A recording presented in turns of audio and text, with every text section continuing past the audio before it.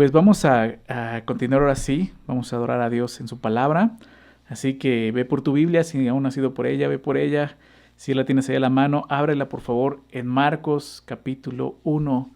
La semana pasada iniciamos el estudio de Marcos con mucha expectativa, ¿verdad? Y con mucha emoción de decir, wow, vamos a empezar un evangelio, vamos a empezar a ver a Jesús en acción, ¿verdad? Claro que en toda la escritura vemos a Jesús, ya hablamos de él, pero aquí lo vemos en acción, ¿sí? La semana pasada comenzamos a ver el inicio, nos hablaba del principio del evangelio de Jesucristo, que veíamos que eran las buenas nuevas de Jesús, y Marcos se encarga inmediatamente de decir quién es él, el Hijo de Dios, ¿verdad? Y empezamos a ver esto. Te recuerdo algunas cosas. Marcos presenta en su evangelio a Jesús como el siervo, ¿verdad? Este evangelio está escrito a los romanos, ¿sí? Personas que pues buscaban eso. ¿Qué me puede ofrecer esta persona? ¿Qué me puede ofrecer él? Y Jesús tiene mucho que ofrecer para todos, obviamente, ¿no? Por eso lo presenta como un siervo, ¿sí? Claro, es el Hijo de Dios, es el Rey de Reyes, pero en él vemos esta gran enseñanza de humildad y de servicio, que es lo que hemos aprendido. Te recuerdo, el versículo clave de todo este evangelio es Marcos 10:45, ¿verdad? La semana pasada se los dejé de tarea, les dije apréndanselo, memorícenlo, ¿verdad? ¿Sí lo hicieron?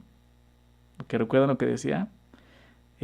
Porque el Hijo del Hombre no vino para ser servido, sino para servir y dar su vida en rescate por muchos. Espero que lo hayas dicho igual que yo, ¿verdad? Marcos 10:45. Entonces de eso nos va a hablar este evangelio. Vamos a poder ver a Jesús sirviendo y es lo que vemos. Te decía también que este es un evangelio que es rápido, ¿verdad? Marcos se encarga de dar su narración, una narración muy rápida, va de un lugar a otro y entonces y luego, ¿no? Y inmediatamente sucede esto y es eso, ¿no? Es lo padre también de este evangelio, que es muy rápido, son 16 capítulos solamente, ¿verdad? Espero que no nos lleve mucho tiempo estudiarlo, pero el día de hoy estamos en el capítulo 1, es un poco largo el capítulo, vamos a ver del verso 14, no vamos a terminarlo hoy, pero vamos a ir avanzando hoy poco a poco, y el día de hoy vamos a comenzar a ver ya el ministerio de Jesús. La semana pasada veíamos el inicio, vimos cómo habló de Juan el Bautista, aquel que vino a preparar el camino del Señor, predicando, anunciando, ¿verdad? Que Él venía pidiendo que se arrepintieran, ¿verdad? Eso era preparar el camino del Señor. Y vimos cómo Jesús también se bautiza, identificándose con nosotros, no como pecadores, porque Él no pecó, ¿sí? Sino identificándose como un hombre. ¿Sí? Y sobre todo va a comenzar su ministerio y necesita ser lleno del Espíritu Santo. Por eso vimos cómo el Espíritu Santo descendía sobre Él como una imagen, como una paloma, dice el texto, ¿verdad? Pero veamos esto, todo esto tenía que ocurrir, y no solo eso, lo último que vimos fue la tentación de Jesús. Marcos no la describe como Mateo, ¿verdad? Pero sí nos habla de eso. Fue llevado al desierto, estuvo 40 días ahí. Todo esto hablándonos de la humanidad de Jesús, ¿verdad? Y como un siervo se sujetó, desde ahí ya se estaba sometiendo a la voluntad del Padre, ¿verdad? Sabiendo lo que venía. Entonces, todo esto fue una preparación, digámoslo así. Pero ahora vamos a ver cómo comienza precisamente su ministerio ya terrenal y público. Ahí en el verso 14, dice el verso 14, después que Juan fue encarcelado, Jesús vino a Galilea predicando el evangelio del reino de Dios, diciendo, el tiempo se ha cumplido y el reino de Dios se ha acercado. Arrepentíos y creed en el evangelio. Vamos a hacer una oración. Señor, muchas gracias por permitirnos estar en tu presencia, Señor, en esta mañana. Con nuestras familias, Señor, podemos estar contigo, buscar tu rostro. Gracias, Padre. Gracias por lo bueno que has sido, por lo sabio que eres, Señor. Gracias, Señor. Te pedimos que tú nos instruyas en tu palabra, que tú nos dirijas en este tiempo, en este evangelio, Señor. Padre, no queremos desaprovechar nada de lo que se ha escrito. Háblanos, Señor. Enséñanos. Permítenos, Señor, vernos reflejados, Señor, en tu palabra y verte a ti sobre todo, Señor. Entender lo que tú quieres hablarnos en este día, Señor. Por favor, Padre, que sea tu Santo Espíritu con nosotros, Señor, guiándonos en toda la verdad, Señor. Te lo pedimos en el nombre de Jesús. Amén. Pues comienza así, ¿te das cuenta? El ministerio de Jesús. Dice el verso 14, después que Juan fue encarcelado. Nos habló de Juan, claro, está hablando de Juan el Bautista, y habla de él, ¿no? Comenzó hablando de él y ahora aquí nos dice, pero Juan fue encarcelado. Después que Juan fue encarcelado, Jesús vino a Galilea predicando el evangelio, del reino de Dios.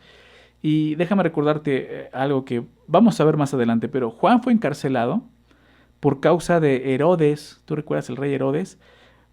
Simplemente porque pues toma como mujer a Herodias, mujer de su hermano, ¿no? Y Juan pues le acusaba de eso, ¿no? Que estaba haciendo mal, ¿no? Eso lo vamos a ver adelante, lo voy a citar en en Marcos 6, versos 17 y 18, precisamente cómo es encarcelado y aún es asesinado por Herodes. Pero aquí nos habla de ese momento en que Juan es encarcelado.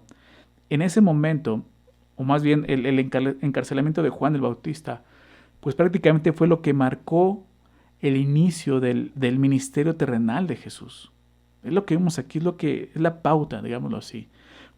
Y es interesante, cuando la voz de Juan el Bautista, que era el precursor, ¿no? Esa voz que llegó también predicando el bautismo de arrepentimiento para perdón de pecados, cuando esa voz cayó, cuando esa voz fue silenciada, encarcelado, la voz de Jesús fue escuchada.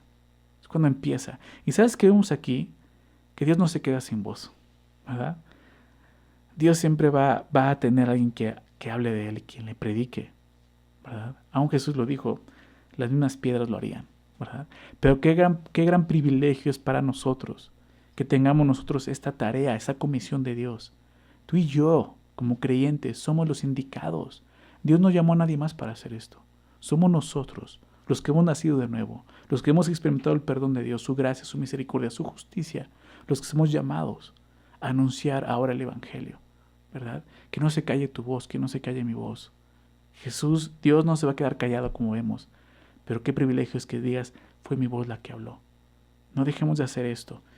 Entonces, bueno, dice que Jesús vino a Galilea. Galilea, recuerda, era una población muy grande que se encontraba al norte de Jerusalén. Y aunque era un lugar donde vivían algunos judíos, ¿no? La mayoría eran gentiles. Por eso se le identificaba como una zona de gentiles, este lugar, Galilea, ¿sí? Y dice que vino de allá Jesús predicando el evangelio del reino de Dios. Y me encanta esto. ¿Sí? El mensaje de Juan el Bautista era predicando, ¿verdad? El reino de Dios, arrepentidos. Pero ese mensaje continuó en la voz de Jesús, como veíamos ahorita. Las buenas noticias, eso es el evangelio. Las buenas noticias, como lo vimos la semana pasada, del reino de Dios. Esa es la gran diferencia. Estas no son las buenas noticias del rey, ¿verdad? Del rey romano en ese momento, del emperador romano. Son las buenas noticias de Dios, del reino de Dios. Pero estas eran noticias de Dios precisamente, ¿verdad? Aquí hay algo interesante. Jesús comenzó su ministerio, ¿te das cuenta cómo? Predicando, ¿no? Jesús fue un predicador que muchas veces hizo milagros, pero principalmente su ministerio era consistía en predicar, ¿sí? La semana pasada te decía que Marcos no registra, si no mal recuerdo, creo que solo registra 1 o 2 sermones de Jesús. Registra más sus hechos, sus milagros, ¿verdad? Pero por el tipo, más bien por la gente a la que le estaba escribiendo, que eran los romanos, que les interesaba más qué puede hacer por mí, más que qué es lo que dice. Pero Marcos se encarga de decir esto. El principal objetivo del ministerio de Jesús era predicar, ¿verdad? Predicar el evangelio, ¿sí? Muchas veces cometemos el error de pensar que Jesús solo hacía esto, sanar gente, ¿verdad? Hacer milagros, sacar demonios. Pero el principal llamado de Jesús fue esto, anunciar la verdad, predicar. Jesús se lo dijo a Pilato, ¿verdad? Cuando Pilato le habló de la verdad, él le dijo, yo vine a dar testimonio de la verdad, ¿verdad? Y es el mismo, es el evangelio de Jesucristo, como vimos la semana pasada. Ve lo que dice, de qué manera Jesús hacía esto, ¿no? Dice que él vino predicando el evangelio del reino de Dios, diciendo, y aquí está, ese es el evangelio del reino de Dios. El tiempo se ha cumplido, verso 15, y el reino de Dios se ha acercado. Arrepentíos y creed en el Evangelio. Lo que vemos aquí es que había un tiempo señalado por Dios en que esto ocurriera. Por eso dice, el tiempo se ha cumplido. Un tiempo que Israel estuvo esperando durante mucho tiempo. Los judíos esperaban este tiempo, este momento. Pablo lo entendió y también lo escribió así en Gálatas 4, verso 4, dice, pero cuando vino el cumplimiento del tiempo, Gálatas 4:4, Dios envió a su Hijo nacido de mujer y nacido bajo la ley. Y está hablando de esto, el cumplimiento del tiempo. Se cumplió el tiempo en el que Jesús tenía que venir. Por eso Jesús comienza, el tiempo se ha cumplido. Esto lo entendían los judíos. Sabía de qué estaban hablando. El momento que decía el tiempo se ha cumplido, era el tiempo que ellos estuvieron esperando siempre al Mesías. Era un tiempo, como te decía, muy esperado por los judíos. Sin embargo, lo triste es que ellos no lo vieron así.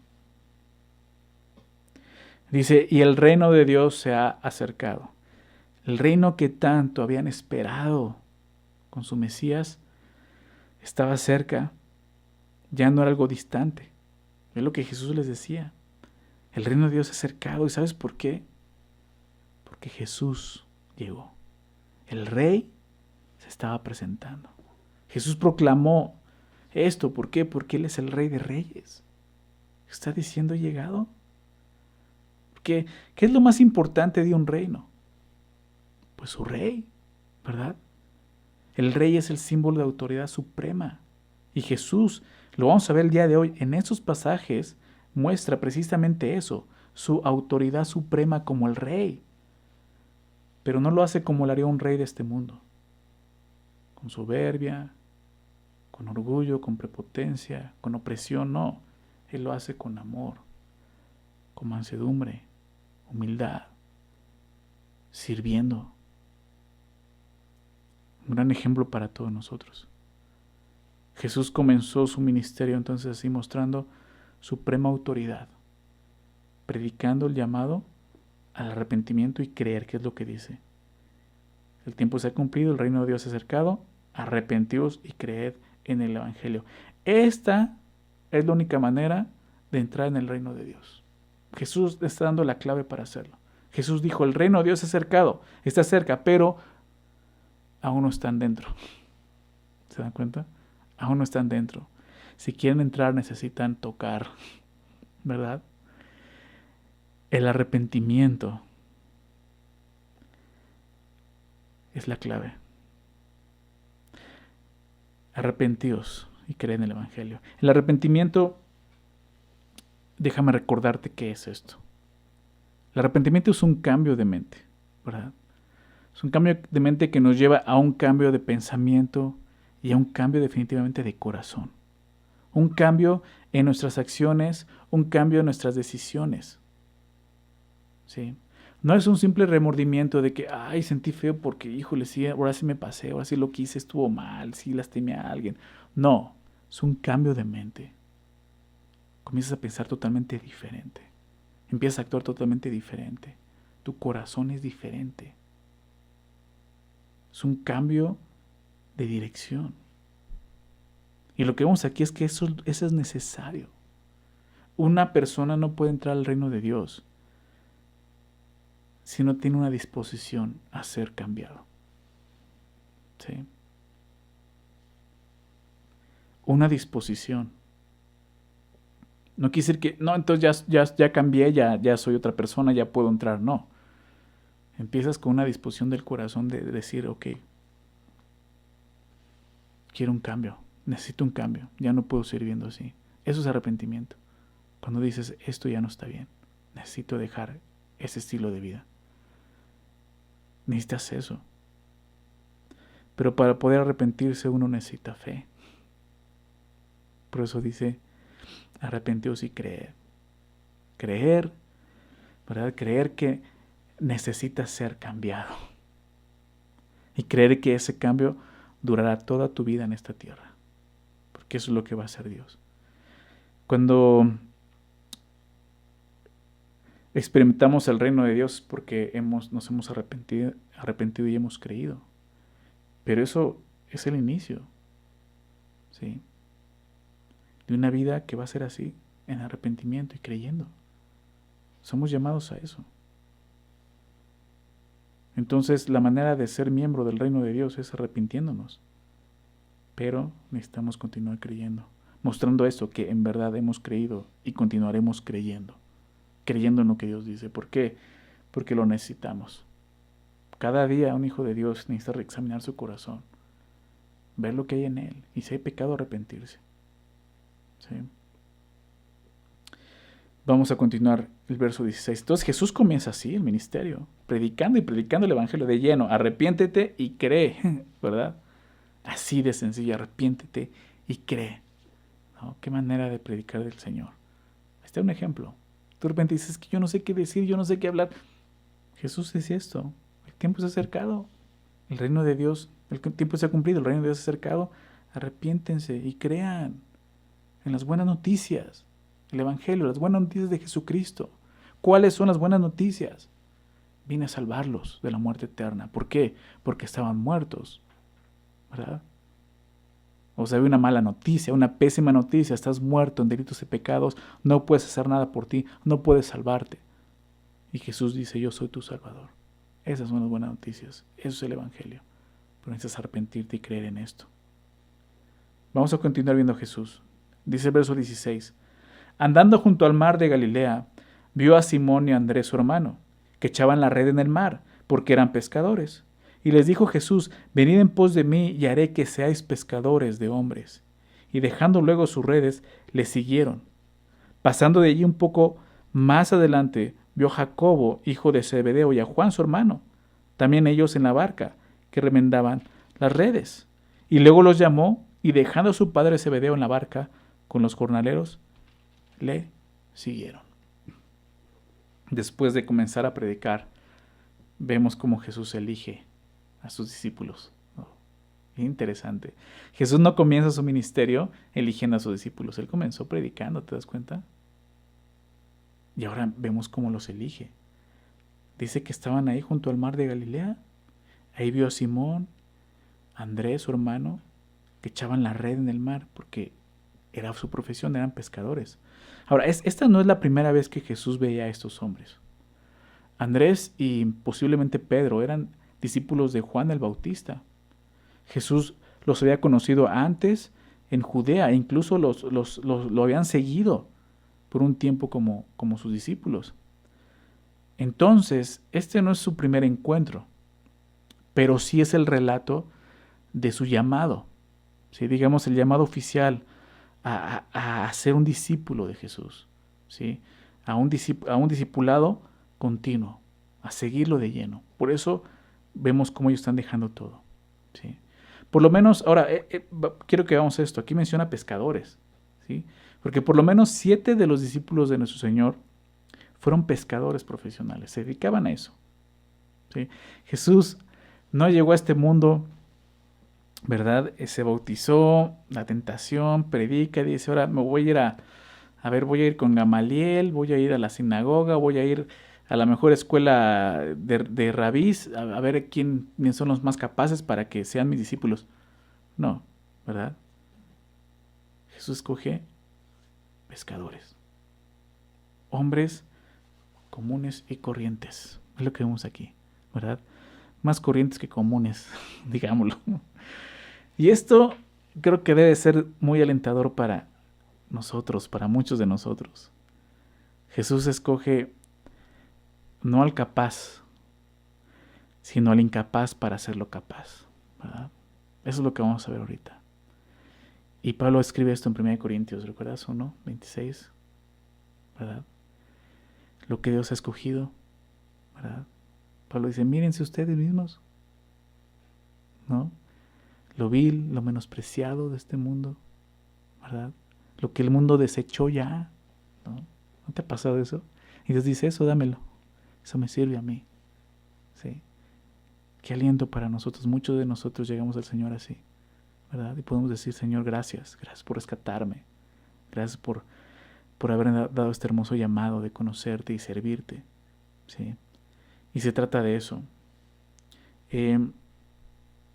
Jesús escoge entonces a estos hombres no por lo que ellos eran, sino por lo que Él podía hacer en ellos realmente, ¿no? Estos hombres, pues como te decía, son pescadores, Muy interesante porque los pescadores son hombres resistentes, ¿verdad? Son hombres fuertes, son hombres de carácter, no, hombres que saben trabajar y sobre todo que saben trabajar en equipo, ¿verdad? Para el llamado que Dios le estaba dando, creo que eran cualidades importantes y muy significativas para ellos, ¿no? Que pudieran ser fuertes, trabajar en equipo y todo ese tipo de cosas, ¿verdad? Ahora, es interesante que el texto, déjame decir esto, nos dice que esos hombres estaban ocupados, estaban trabajando, estaban en sus labores, ¿te das cuenta? Estamos viendo ahorita a Andrés y a Pedro, después menciona a Jacobo y a Juan, y los cuatro están en su labor, están trabajando. Y creo que es algo importante. Creo que vemos una enseñanza importante para nosotros aquí. Dios llama a gente ocupada para su obra, ¿sí? Principalmente Dios va a llamar a gente que esté ya trabajando, ya cuando me refiero al ministerio, ¿sí? Dios no llama a la gente ociosa a servir, ¿no? Conoce gente que de repente dice, no, yo quiero ir a las naciones, yo quiero ser un gran predicador, pero no puedes ni siquiera barrer, ¿no? En tu iglesia, no puedes ni siquiera limpiar una banca o levantar un papel, o sea, a eso me refiero. Dios no llama a gente ociosa a servir, a ellos primeramente los llama a arrepentirse. Sí, lo vimos en Tesalonicenses, gente que anda desordenadamente. Entonces, Dios llama a gente que ya está ahí en el servicio, gente que está ocupada, ¿sí? Y vamos a ver lo siguiente, dice el verso 17, y les dijo Jesús, venid en pos de mí y haré que seáis pescadores de hombres, ¿verdad? Y les dijo Jesús, las palabras del Señor, ¿no? Vimos la autoridad, si tú recuerdas, de Jesús en su predicación, y ahora la vemos en su elección. Jesús es quien elige con toda autoridad, ¿sí? Jesús es quien está eligiendo y como vemos claramente no son ellos, ¿sí? No es Pedro, no es Andrés que se están promocionando, promoviendo, mira Jesús, yo soy un buen pescador, no, yo tengo mucha labia con la gente, no, es Jesús que llegó y dijo tú. Y así es con nosotros, ¿verdad? Jesús es quien dirige. Por eso le dice a continuación, venid en pos de mí. Esto es muy importante. Así es como debe de ser. Nunca debemos ir delante de Él. Siempre debemos ir detrás de Jesús, siguiéndolo. Eso es lo que significa un discípulo. Una persona que está siguiendo a otra persona, un maestro. Es un discípulo. Es triste cuando los discípulos quieren ser maestros, ¿verdad? Entonces el maestro tiene que seguir al discípulo. No es así. Eso ya no es el orden correcto. Jesús lo está diciendo claramente, venid en pos de mí. Y así es. ¿Por qué? Porque Él es el Rey, Él es el Señor, Él es quien dirige, recuérdalo. De eso se trata el cristianismo. De eso se trata el cristianismo. No se trata de doctrina, de enseñanza, no se trata de ayuda comunitaria. Principalmente se trata de esto, de seguir a una persona, al Señor Jesús. Somos llamados a eso, seguir a Jesús, seguir sus pisadas. Pero Jesús les dice, ¿por qué? ¿Por qué? ¿Cuál es la razón? ¿Por cuál dice, síganme? Dice al final el verso 17, y haré que seáis pescadores de hombres. ¿Se dan cuenta? Y haré que seáis pescadores de hombres. Para empezar, Jesús dijo, haré, ¿verdad? No, se harán pescadores de hombres. Haré. Ellos, como tú, como yo, lo único que debían de hacer era esto, seguir a Jesús. Si no estamos dispuestos a seguir a Jesús, su obra en nosotros no se llevará a cabo. Por eso es necesario seguir a Jesús, ir detrás de Él, y Él va a hacer todo lo demás. Ellos eran, si tú recuerdas, lo veíamos, simples pescadores de peces. Pero Jesús los iba a hacer unos extraordinarios pescadores de hombres. Y lo vemos, ¿verdad? Más adelante conocemos la historia en el libro de los Hechos, vemos al apóstol Pedro, su primera predicación, 3,000 personas convirtiéndose a Cristo, ¿verdad? Los demás apóstoles, vemos a Juan escribiendo un evangelio, cartas, pescadores de hombres. Eso es lo que Dios puede hacer con un corazón que se rinde y que se dispone a seguirlo, dejando todo, que es lo que vamos a ver. Entonces, Jesús nos llama a eso. Jesús nos llama para cambiarnos, ¿sí? Para que el fruto de nuestro trabajo sea potencialmente mayor al que podemos hacer en esta tierra. Velo de esa manera. Todo lo que hagamos en esta tierra sin Cristo, aquí se va a quedar. Pero lo que hagamos con Cristo, todo lo que hagamos tendrá consecuencias en la eternidad. ¿Te das cuenta de eso? Y eso debe de motivarnos más. ¿Para qué? Para abandonar nuestras vidas y dárselas a Cristo. Sabiendo que el éxito en su obra pues no se compara al éxito que humanamente podemos conseguir nosotros solos.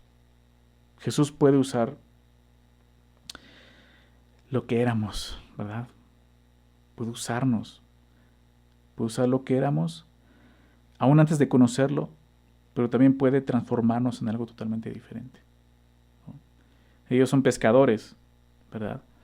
Pero ya no van a pescar peces, van a pescar hombres. Sí.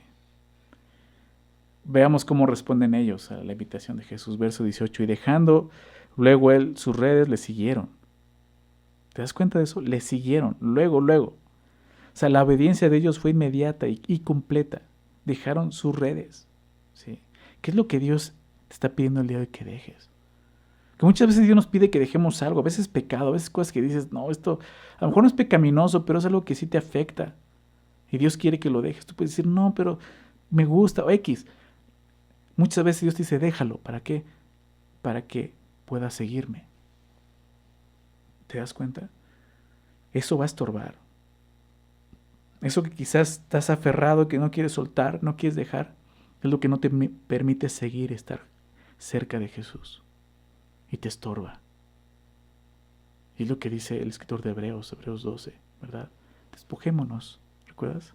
Despojémonos de todo el peso y del pecado que nos asedia y corramos con paciencia la carrera que tenemos delante, puestos los ojos en Jesús, el autor y consumador de la fe. Entonces es dejar todo prácticamente, como ellos lo dejaron. Y aquí vemos algo importante que muchos no hacen y fallan al seguir a Jesús. Antes de seguir siempre hay que dejar. Definitivamente. No podemos seguir a Jesús hasta estar dispuestos a abandonar todo, escucha esto, todo lo que somos. Así tienes que llegar a ese punto. Muchas veces decimos, bueno, que yo estoy dispuesto a dejar esto, ya con eso ya sigo a Jesús. No, tienes que llegar al punto de abandonar todo. ¿Sabes qué? Ya, no quiero saber. O sea, abandonar tus planes, tus deseos, tus sueños. Es que yo quiero ser el mejor músico. Déjaselo al Señor. Abandónalo. Así. ¿Recuerdas a Abraham cuando Dios le pide a Isaac? Su hijo, su único hijo. Así, Señor. A ese grado, si tú quieres resucitarlo, lo vas a hacer. Si lo quieres matar, lo vas a matar. Sí. Dios quiere una disposición en nuestro corazón. Es lo que Dios ve realmente. Sí. Entregarle eso. ¿Que Dios puede usarlo? Sí. Sí, posiblemente lo va a usar o posiblemente no lo va a usar. Pero la idea es que tú no estés pensando, ok, entonces yo como soy un buen músico, ¿no? Entonces Dios me va a usar como músico. No necesariamente. O por lo menos no te va a usar hasta que realmente renuncies a ello, al grado de que digas, Señor, es tuyo. ¿Sí me explico? Porque si no, eso va a seguir siendo un ídolo en tu vida. ¿Sí? Y se trata de eso, dejar todo y seguirlo. Claro, Dios puede seguir usando nuestra personalidad, no quiere decir que vamos a ser robots, ¿no? Lo que somos, pero va a transformar nuestro corazón, recuerda eso. Vamos a continuar. Dice entonces, verso 19, pasando de allí un poco más adelante, vio a Jacobo, hijo de Zebedeo, y a Juan, su hermano, también ellos en la barca, que remendaban las redes. Entonces, mientras que Simón y Andrés pescaban, vemos como Juan y Jacobo pues remendaban las redes, ¿no? Son cosas diferentes. Unos están pescando con las redes y otros están remendando las redes, reparándolas. Y creo que eso tiene que ver con lo que más adelante pues ellos harían para el reino de Dios, ¿sí? Como bien dijo Jesús, los haría pescadores de hombres, pero también remendarían vidas, ¿no? Por una parte, pues vemos a Pedro, como te decía, predicando el Evangelio, 3,000 personas, hombres convirtiéndose a Cristo, pescadores de hombres, ¿verdad? Pero también vemos, por ejemplo, a Juan, ¿no? Escribiendo sus cartas, ¿no? Trayendo doctrina, enseñanza a la iglesia, ¿no? Y eso es muy interesante, o sea, son dos cosas que creo que los apóstoles hicieron, los discípulos, y tenemos que hacerlo nosotros. Una de ellas no solo es evangelizar, predicar el Evangelio, otra es capacitar, preparar, remendar las vidas de las personas ya en la iglesia. La palabra remendar significa eso, ¿no? Reparar, perfeccionar. Me recordaba mucho al pasaje de Efesios 4 y tiene ese sentido. Efesios 4, versículo 11 y 12. Si tú recuerdas, habla de Jesús y de la iglesia y dice Efesios 4:11, y él mismo, hablando de Jesús, constituyó a unos apóstoles, a otros profetas, a otros evangelistas, a otros pastores y maestros. Verso 12, aquí lo vemos, a fin de perfeccionar, remendar, ¿no? Perfeccionar a los santos para la obra del ministerio, para la edificación del cuerpo de Cristo. Entonces, Jesús simplemente iba a transformar, ¿verdad?, su labor en una labor eterna. Y la iglesia tiene ese llamado. Vamos a continuar, verso 20. Y luego los llamó y dejando a su padre Zebedeo en la barca con los jornaleros, dice, le siguieron, ¿no? Ellos dejaron sus empleos, ¿te das cuenta?, por seguir a Jesús. Pero eso no significaba un abandono de sus responsabilidades aún como hijos. Porque aquí menciona al padre de ellos. No significó un abandono hacia su padre. ¿Por qué? Lo vemos en el hecho de que su padre tenía trabajadores. O sea, ellos pudieron dejar a su padre, ¿por qué? Porque tenía trabajadores que estaban ahí, ¿no? Y entonces vemos ese llamado de estos hombres, que si te das cuenta, los 4 dejaron todo al instante y siguieron a Jesús. Si estás oyendo hoy la voz de Jesús llamándote, no lo dudes. Sí, tienes que venir a Él, tienes que arrepentirte, tienes que creer, pero tienes que estar dispuesto a abandonar todo. Esa es la verdad. A lo mejor tú dices, yo ya creí, sí, ya me arrepentí, yo vi eso, pastor. Yo me acuerdo cuando me arrepentí, creí y creo en Él. Me sigo arrepintiendo. ¿Pero qué sigue? Pues lo que estamos viendo aquí. Dispón tu corazón a dejar todo. Tráelo al altar delante del Señor. Que Él queme lo que quiera quemar y usar lo que Él quiera usar. ¿Okay? Eso es lo que vemos con los discípulos. Vamos a ver el verso 21. Y entraron en Capernaum y los días de reposo, entrando en la sinagoga, enseñaba. Y se admiraba de su doctrina porque les enseñaba como quien tiene autoridad y no como los escribas. Entonces, dice que entrando en Capernaum estaba en Galilea y llegó a convertirse, más adelante lo vamos a ver, lo vamos a estar viendo, en el cuartel de operaciones, digámoslo así, de Jesús y sus discípulos, esta ciudad Capernaum. Pero dice que en los días de reposo él enseñaba y lo hacía entrando en la sinagoga, los días de reposo entrando en la sinagoga. Y esto me gusta porque, pues como mencioné la semana pasada, este evangelio es de acción, ¿sí? Su narración es rápida. Aquí ya comenzó otro día, ya es sábado, por lo tanto es día de reposo. O sea, cuando los judíos están pescando, los discípulos, no fue este día. ¿Por qué? Porque no estarían pescando porque sería día de reposo, ¿verdad? Entonces ya es otro día.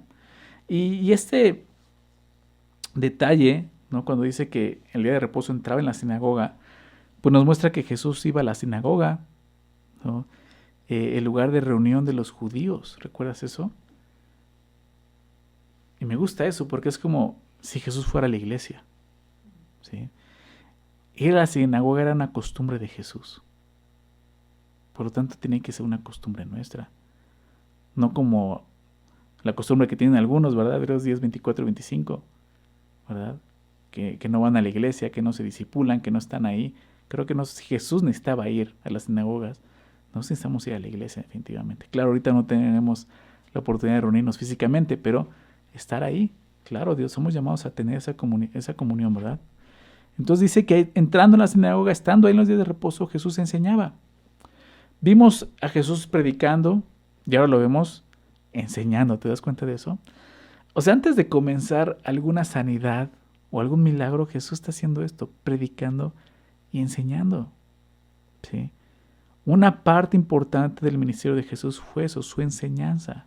Algo que muchos dejan a un lado, envolviéndose y distrayéndose más con los milagros. Jesús vino a enseñarnos. Eso se lo dijo a sus discípulos. Al final, en la gran comisión, les dice, vaya y haga discípulos a todas las naciones, enseñándoles las palabras que yo les he enseñado, ¿recuerdas? Que guarden las cosas que yo les he enseñado.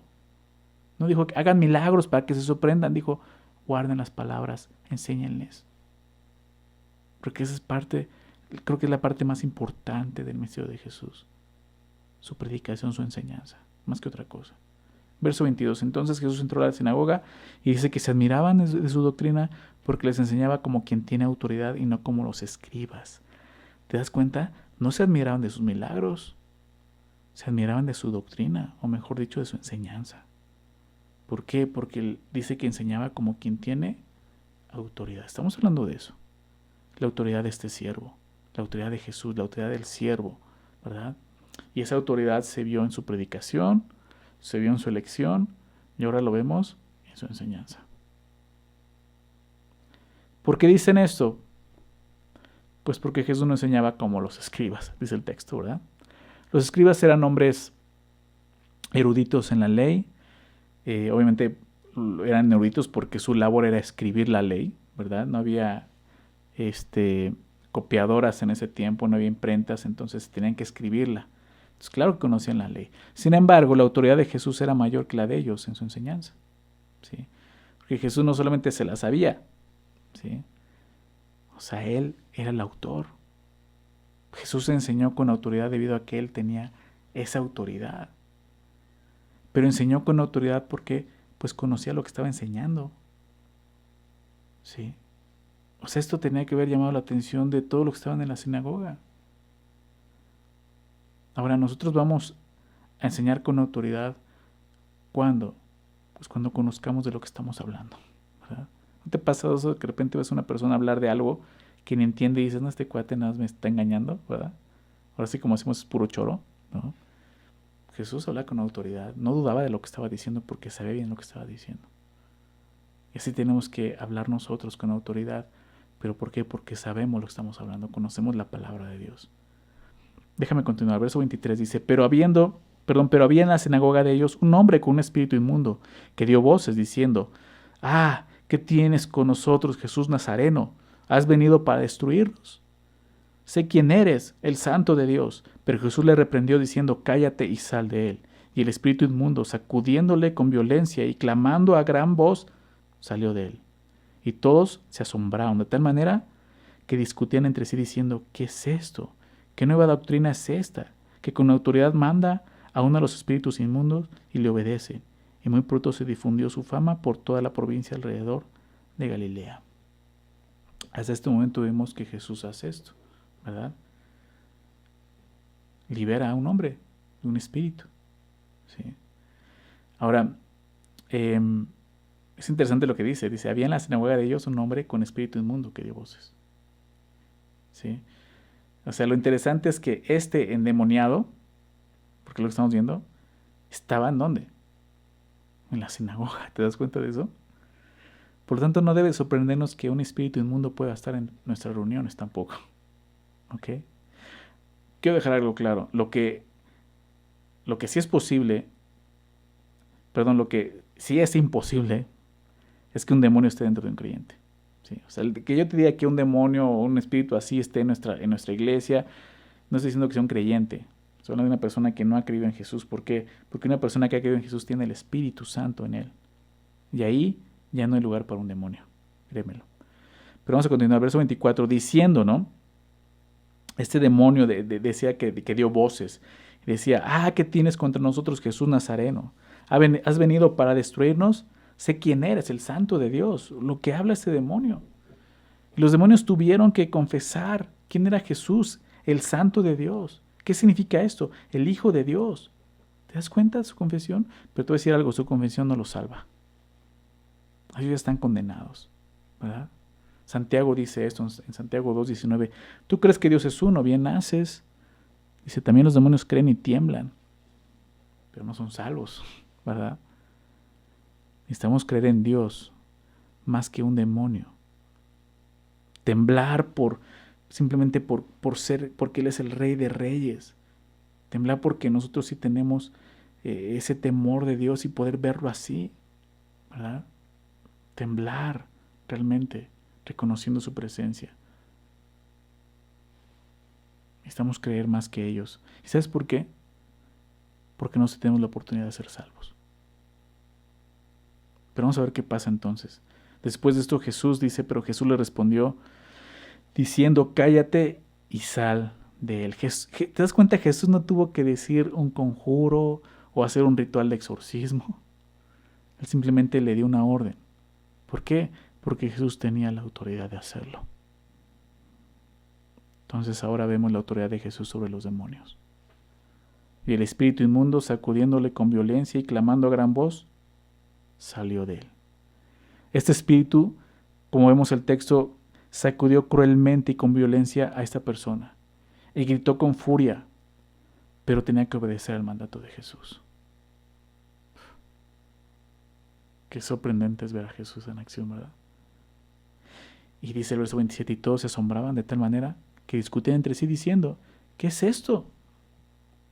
¿Qué nueva doctrina es esta? Que con autoridad manda aún a los espíritus inmundos y le obedecen. Sabes, tú y yo sabemos, no es una nueva doctrina. Era lo que ellos habían estado esperando, la llegada de su Mesías, pero no lo vieron. Pero sí dicen que con autoridad manda. Y aún los espíritus inmundos le obedecen. Ellos mismos reconocieron su autoridad para enseñar. Ellos están viendo su autoridad sobre los demonios, pero no están viendo que Él es el Mesías, el Cristo. ¿Sabes por qué? Porque no estaban arrepentidos. Porque no estaban creyendo. Esa es la diferencia. Verso 28. Muy pronto se difundió su fama por toda la provincia alrededor de Galilea. Muy pronto se difundió su fama. Pero ¿sabes qué es lo triste? No se difundió su autoridad, que era lo más importante. Debemos de difundir quién es Jesús.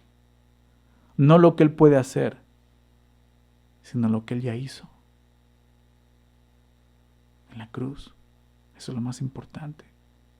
La gente necesita saber que hay salvación en Cristo. Vamos a continuar. Verso 29. Al salir de la sinagoga vinieron a casa de Simón y Andrés con Jacobo y Juan. Y la suegra de Simón estaba acostada con fiebre, y enseguida le hablaron de ella. Entonces él se acercó y la tomó de la mano y la levantó. Inmediatamente le dejó la fiebre y ella les servía. ¿Te das cuenta que va rapidísimo? O sea, de repente ya están en su casa, ya está haciendo otro milagro ahí. Y lo hace ahí en casa de Pedro. Dice, al salir de la sinagoga vinieron a casa de Simón y Andrés con Jacobo y Juan. Vienen los cuatro. Y ¿sabes qué? Me gusta esto porque después de ir a la sinagoga, ¿sabes qué hace Pedro?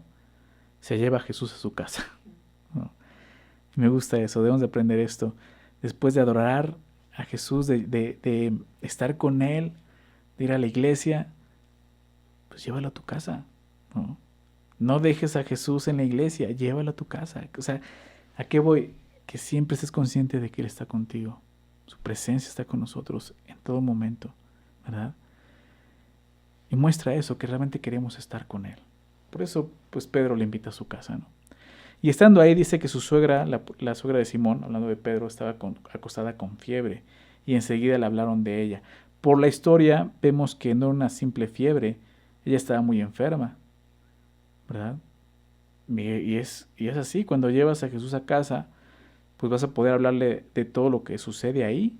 Es lo que hace Pedro, o sea, mi suegra está enferma, ¿verdad? Y ¿sabes qué es lo mejor? Que Jesús va a responder, va a actuar. Y es lo que vemos. Entonces él se acercó y la tomó de la mano y la levantó. Inmediatamente le dejó la fiebre. Wow. Creo que en esos tiempos muchos quisiéramos eso, ¿verdad? En esos tiempos de esta cuarentena, de esta pandemia, tanta gente está muriendo por esto. Quisiéramos ver un milagro así, ver cómo Jesús levántalo. Tú lo hiciste.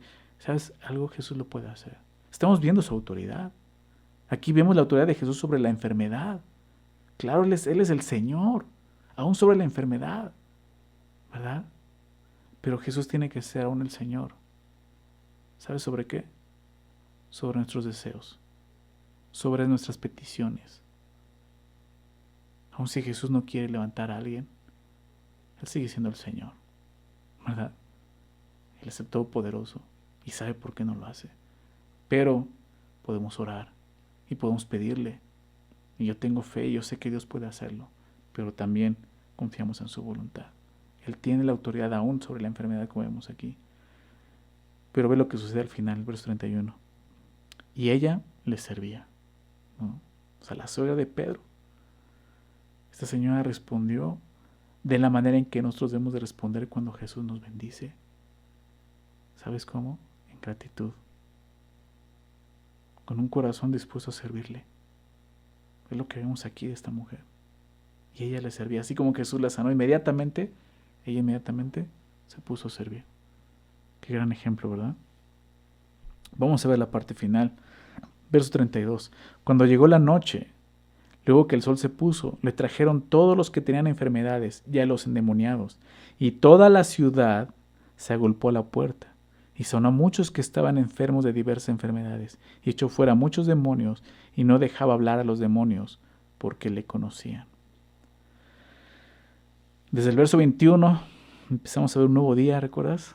Se día de reposo. Y termina aquí y vemos a Jesús sirviendo. ¿Sí? Dice, cuando llegó la noche, luego que el sol se puso, le trajeron todos los que tenían enfermedades y a los endemoniados. El día para los judíos, si tú recuerdas, terminaba a la puesta del sol. Por lo tanto, estas personas esperaron a que terminara el día, ¿no?, para ir a Jesús, porque ese día era día de reposo. Sería ilícito hacer lo que estaban haciendo. Entonces esperaron a que terminara el día y por eso en la noche van, ¿verdad? Y Jesús, obviamente Jesús ya había sanado, ya había sacado un demonio ese día. ¿Lo hizo porque fue rebelde? No. Lo hizo porque tenía la autoridad de hacerlo, recuérdalo. Estamos hablando de eso, su autoridad. Jesús mostró su autoridad aún sobre el día de reposo. Y eso lo vamos a ver más adelante en el capítulo 2, al final. Habla de eso, de su autoridad. Aún dice, yo soy el Señor del día del reposo. ¿Sí? Y esa es la imagen que Marcos nos está presentando aquí en su primer capítulo. Jesús tiene autoridad. ¿Sí? Y fíjate lo que sucede, verso 33. Y dice, y toda la ciudad se agolpó a la puerta. Toda la ciudad. Cuando llevamos a Jesús a casa, este debe ser el resultado. Que todos vayan a tocarte y preguntarte acerca de Jesús. Que todos vayan y te digan, ¿está Jesús? ¿Te das cuenta? Toda la ciudad se acercó porque escucharon de él lo que estaba haciendo. Y entonces, verso 34, y son a muchos que estaban enfermos de diversas enfermedades y echó fuera muchos demonios y no dejaba hablar a los demonios. Dice, porque le conocían. Jesús le dijo al primer demonio que se callara. Y ahora también a este, pues no les permite hablar. Prácticamente es lo que vemos, ¿verdad? Los demonios, yo creo que en su desesperación, pues de encontrarse con el Santo de Dios, como dijo el primero, con el Hijo de Dios, pues estarían declarando quién es Jesús a todo el mundo. Pero esa, te lo decía hace un rato, esa nunca ha sido la tarea de los demonios. La tarea de anunciar quién es Jesús nos corresponde solo a los creyentes. Aquellos que hemos sido llamados a ser pescadores de hombres, ¿recuerdas? Se trata del plan de Dios, no del plan de Satanás. Dios va a usar a sus hijos, no a los demonios. Por eso Jesús les dice que se callaran. ¿Por qué? Porque le conocían. Esa es nuestra tarea. ¿Ok? Entonces, como vimos aquí, Marcos nos describe un día muy ocupado en la vida de Jesús. Sin embargo, él siempre estaba pues para servir a otros. ¿Sí? Jesús siempre ponía las necesidades de los demás por delante. Porque era su llamado. Él sabía que esa autoridad que tenía, la autoridad que había recibido, se trataba de eso. No de que le sirvieran, sino de servir. Es muy claro lo que vimos el día de hoy. Vimos a Jesús con toda su autoridad, ¿verdad? Sirviendo. Y de eso se trata. Porque el Hijo del Hombre, siendo el Hijo del Hombre, el Santo de Dios, el Hijo de Dios, no vino para ser servido, sino para servir y dar su vida en rescate por muchos. ¿Cuánto más nosotros? ¿Verdad? Que no tenemos esa autoridad. Debemos de aprender mucho de Jesús, de su sumisión, de su humildad. Él vino a servir. Y así lo comenzamos viendo en su evangelio. Su ministerio comenzó así, predicando anunciando, enseñando, ¿verdad? Aún eligiendo a sus discípulos, mostrando su autoridad, ¿verdad? Pero sobre todo, sirviéndoles. Vamos a dar gracias a Dios. Vamos a pedirle que realmente en nuestro corazón esté ese mismo corazón de Cristo. Un corazón de siervos, humildes. No importa el lugar donde estemos, la autoridad que tengamos. Si Dios te da una autoridad, recuérdalo. Lo estamos viendo aquí, ¿para qué es? Para servir a otros. Significa eso, responsabilidad, servicio. Vamos a orar. Señor, te damos gracias, Padre, por tu palabra, por este tiempo, Señor. Gracias, Señor, por el tiempo que nos estás dando de poder conocer más a nuestro Señor Jesús, de caminar con Él de cerca, Señor. Poder verlo como era Él, estando aquí en esta tierra como hombre. Gracias, Señor, aprendemos tanto acerca de Él. Y te pedimos, Señor, que tú sigas hablándonos y dirigiéndonos, Señor. Y te pedimos, Señor, que tú obres en nuestro corazón lo que aprendimos hoy, Señor. El reino de los cielos se ha acercado, arrepentidos y creed, Señor. Lo primero que te pido es eso, Señor. Que todos los que estén escuchando y viendo, Señor, puedan creer, puedan arrepentirse y creer. Y ser parte de tu reino, Señor. Por favor, ayúdale, Señor.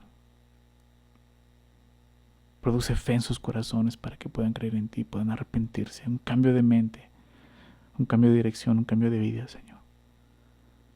Y los que hemos ya experimentado eso, pero estamos atorados, Señor, ayúdanos a ser como los discípulos, dispuestos a abandonar todo, Señor, sabiendo que el que nos está pidiendo eres tú, Señor.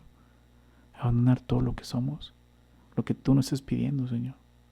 No importa, Señor, cuánto lo anhelemos, Señor, que te lo entreguemos y que tú lo uses como tú quieras. Si lo quieres quemar, quémalo. Si lo quieres usar, úsalo, Señor. Reconocemos que tú eres el Rey de Reyes, tú eres el Señor, eres quien gobierna, y lo mostraste y lo veíamos no solo en la predicación, en tu enseñanza. Señor, lo hacías al sanar, Señor, al sacar demonios.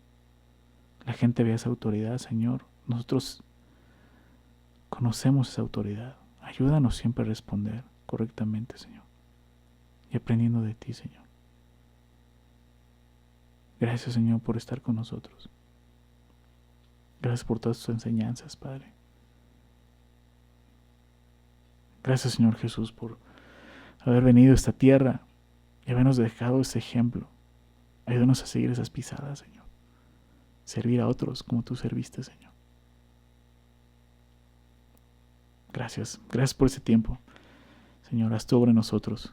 Padre, por favor, te lo pedimos en el nombre de Jesús. Amén.